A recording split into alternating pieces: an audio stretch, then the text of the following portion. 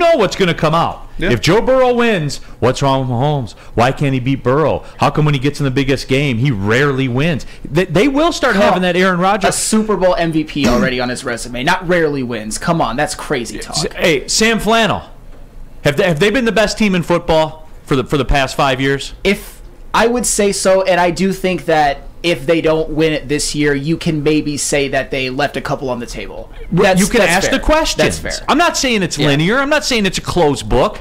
That's what the talk will. Spemo, am I crazy here or what, man? I don't think so. I think you're not saying it's happening. It is there, but the questions do start to arise. I think Patrick Mahomes will eventually get back and win a Super Bowl for sure, but he's got to slay the dragon of Joe Burrow first. We just talk about windows, though, and D-Mac, the Chiefs are an example because Mahomes got that contract, and what was the cost?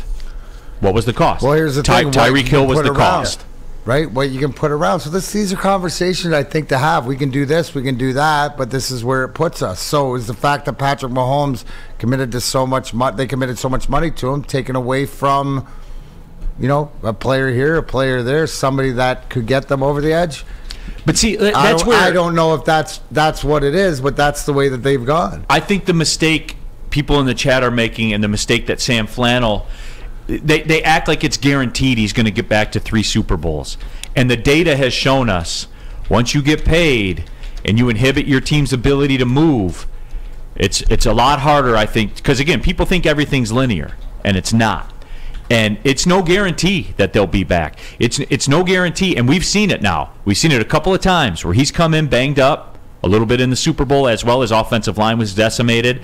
Tom Brady didn't end his career, like Stick said, trying to stir up the pot.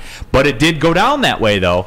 It did. Make no mistake. I mean, he got cooked. Obviously, the Chiefs having no tackles had a lot to do with it. But when we look back at the history books, I think people are going to say, how in the world did a Patrick Mahomes-led Chiefs team only score 9 points in the Super Bowl? And do I think that's necessarily a huge stain on his legacy? Not necessarily, but it's fair to kind of put that as a missed opportunity. I mean, with Patrick Mahomes, to me, he's the one guy playing right now who actually, with what he's done his first 5 seasons and what we could project him to do, could end up in the GOAT conversation someday. But he's got to start winning more rings.